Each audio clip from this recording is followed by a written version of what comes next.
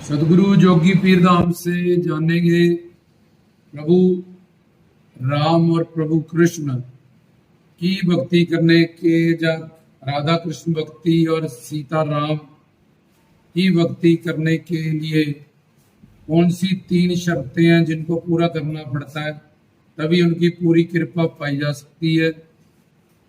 तो श्री कृष्ण जी की भक्ति करने के लिए जो पहली शर्त होती है कि साथ में हमें तत्वदर्शी गुरु परमहंस और एक रसिक संत जो श्रोत्रिय ब्रह्मनिष्ठ पूर्ण है, जिनके पास दिव्य प्रेम की दात हो, उनका साथ हो और उनके रूप ही गुरु ब्रह्मा गुरु विष्णु और शैव।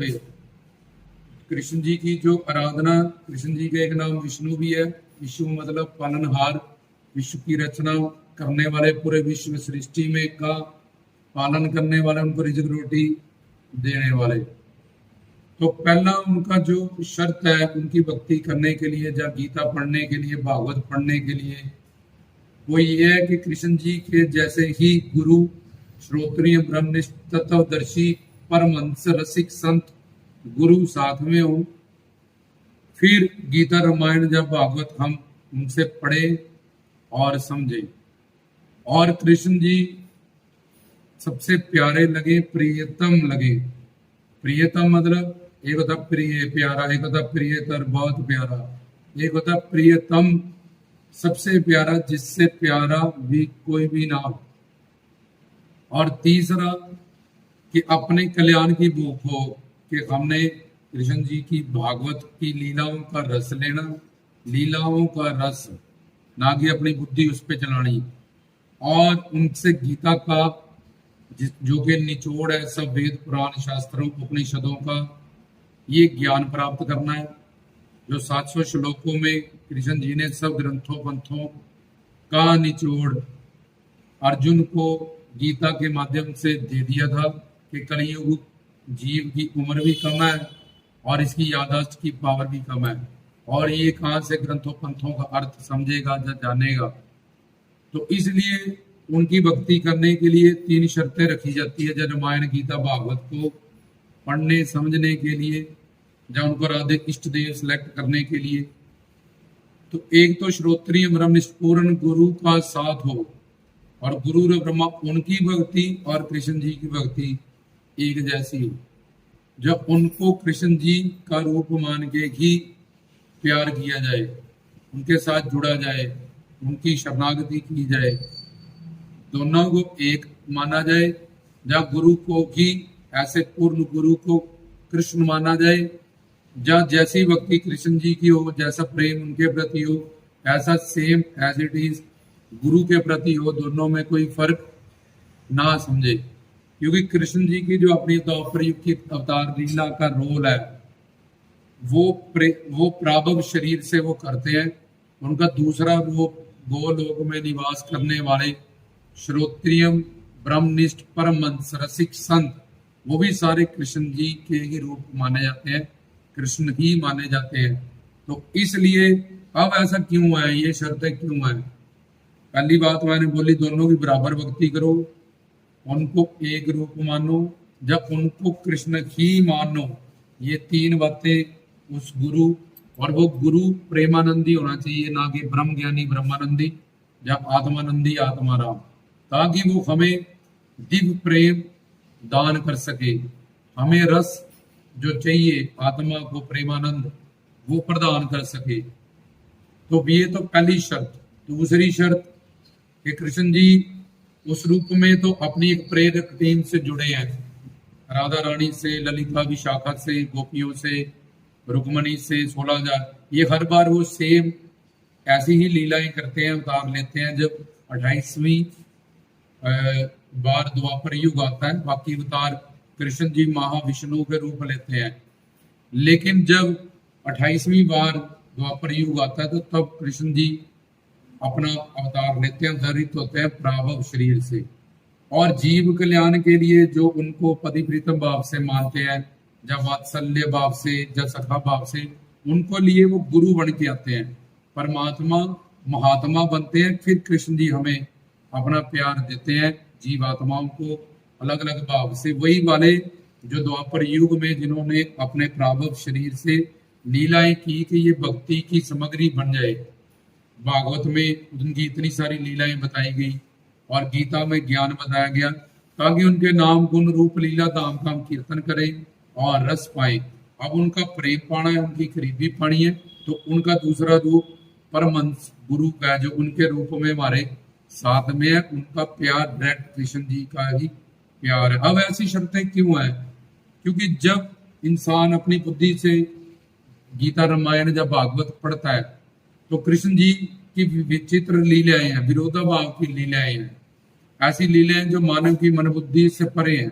और वो सिर्फ एक नर अवतार उन्होंने लिया है, क्योंकि अगर जब राम बन के आए तो रावण ने ये वर मांगा है कि मुझे कोई देवता ना मार सके, मुझे कोई अवतार ना मार सके। अगर वो शो कर देंगे कि मैं अवतार हूं जब मेरे पास शक्ति है, तो फिर वो रावण को वरदान दिया हुआ है कि वो मारेगा नहीं ना अवतार। इसलिए वो सिंपल लड़के बन के आए, बिल्कुल प्रभु राम भी और कृष्ण भी। तो जैसे पत्नी खो गई, सीता को उठा लिया, तो जैसे संसारियों को पता नहीं होता है वो कहाँ पे है और वो डिप्रेशन शो करते हैं, टेंशन शो करते हैं, तो ऐसे ही सेम एज इट इज प्रभु राम ने और कृष्ण जी ने अपनी बाल लीलाएं की, किशोर लीलाएं की, गोवर्धनधारी की लीला की, भूतना का वध की, जितनी भी उनकी लीलाएं हैं 16,108 उन्होंने विवाह किए, वो हजारों करोड़ों उनकी गोपियां थी।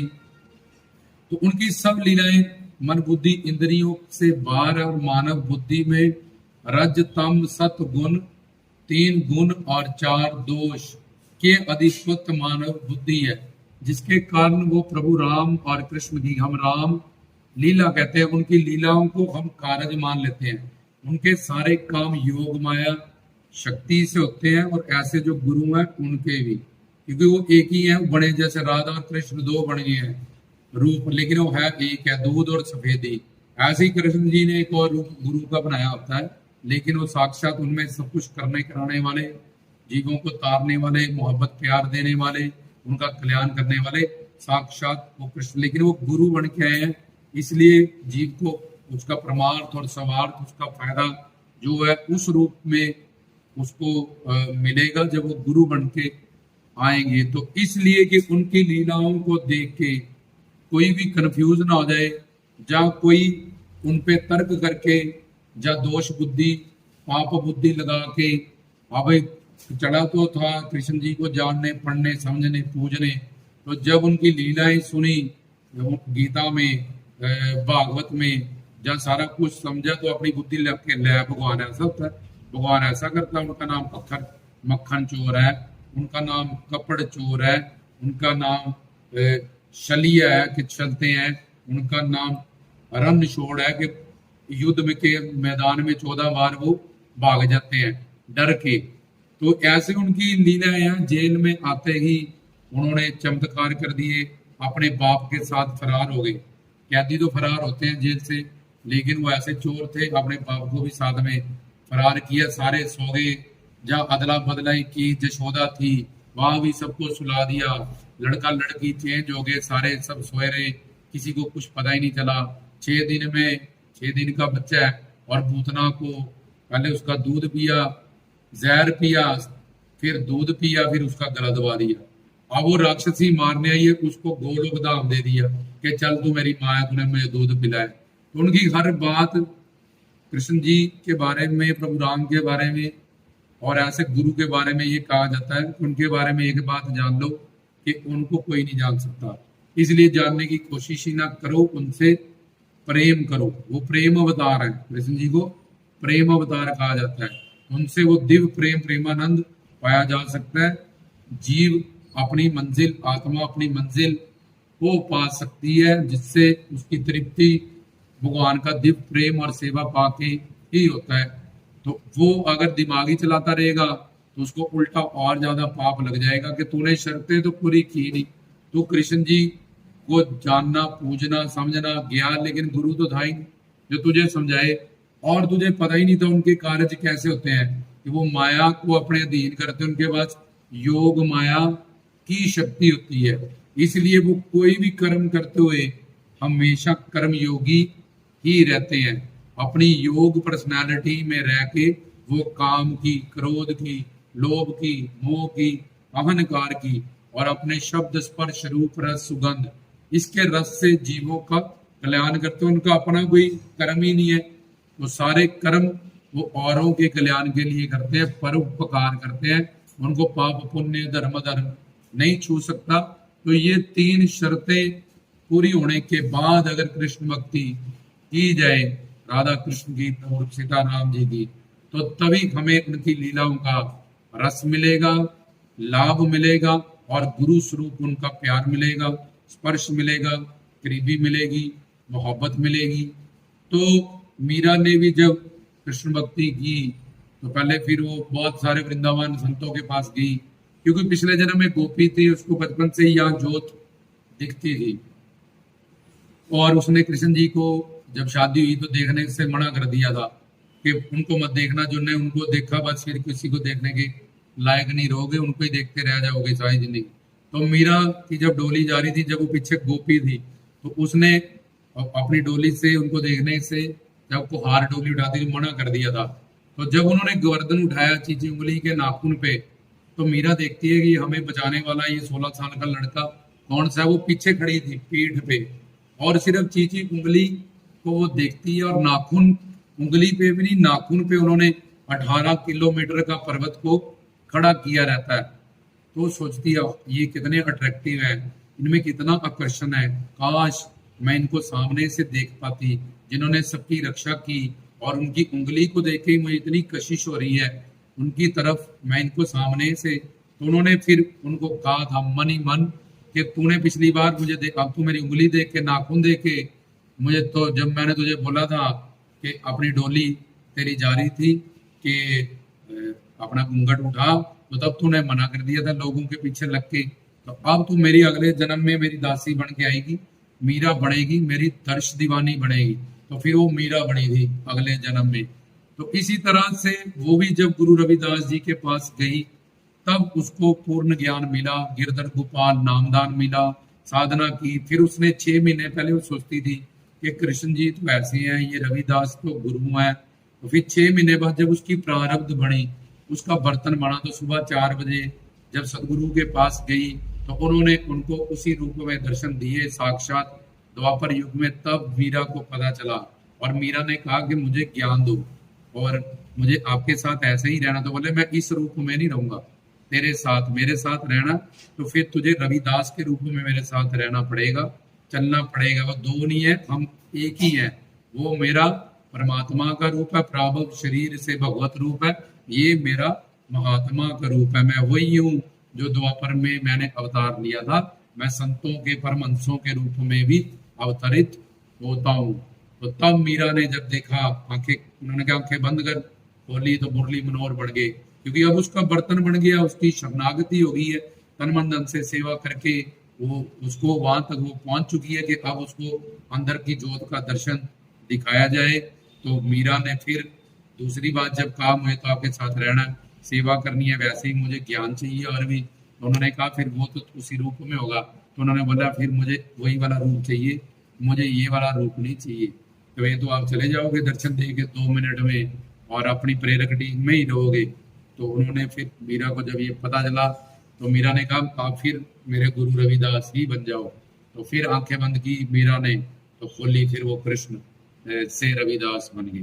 तो ऐसे ही ये 3 शर्तें होती हैं जिनको पूरा करना परम आवश्यक होता है, तभी हम प्रभु राम और कृष्ण की भक्ति का आनंद पा सकते हैं, उनकी रस लीलाओं का रस पा सकते हैं, उनसे प्रेमानंद जो है। ब्रह्म ज्ञानी गुरु हमें ब्रह्म ज्ञान दे सकते हैं, मोक्ष भी देख सकते हैं, लेकिन जो प्रेम दान करना है वो रसिक संत करेंगे और प्रेमानंदी संत करेंगे। इसलिए सब ज्ञानी पुरुष भोलेनाथ जब कृष्ण जी मुरली बनाते हैं तो खींचे हुए चले जाते हैं। तो प्रेम के आगे सब ज्ञानी एंड में डिवर्ट हो जाते हैं प्रेम में। तो इस तरह से प्रेम ही हमारी मंजिल है आत्मा की और सेवा। तो वो श्री राधा कृष्ण भक्ति और सीताराम की भक्ति से ही हमें प्राप्त होती है। इसलिए कि उनकी लीलाओं को सही सही समझा जाए, अपनी मन बुद्धि ना चलाई जाए, लीला को लीला की तरह, जैसे पिक्चर को पिक्चर की तरह देखते हैं और रस पाते हैं, वो तो चाहे जगदानंद है, ऐसे ही वो हमारे भगवान है, प्रभु है, ईश्वर है। पाप पुण्य से परे हैं वो आत्माएं, वो ऋषियां मुनियां गोपियां बनी हुई हैं, वेद शास्त्र गोपियां बनी हुई। पहले इसका ज्ञान होना जरूरी है। ये तो तुम कह दो इतनी बीवी है, इतनी सखियां, पता नहीं वो कामी थे कृष्ण जी जो इतनी उनके पास नारियां थी, वो तो चोर थे, मक्खन चोर थे। वो तो ऐसा था 16,000 ऐसा कर लिया अपनी बहन की, 5 शादियां कर दी अपने बाप, सब उनकी एक एक बात। 100 साल जो उन्होंने अवतार लिया, एक एक सेकंड में उन्होंने ऐसी लीलाएं की जो मन बुद्धि इंद्रिय दिमाग का दही बनेगा बन जाएगा अगर वो सोचेगा दिमाग। तो वो प्रेम अवतार थे। तो उनके पूरा प्यार अगर पाना है, आनंद रस पाना है, तो एक उनके जैसे ही गुरु, वही गुरु बन के आए हो, तब हमें मजा आएगा, तब हमें समझ आएगी, तब हमें प्रेमानंद प्राप्त होगा। तो ये 3 शर्तें थी, वो क्यों थी ये समझाया गया। जय हो।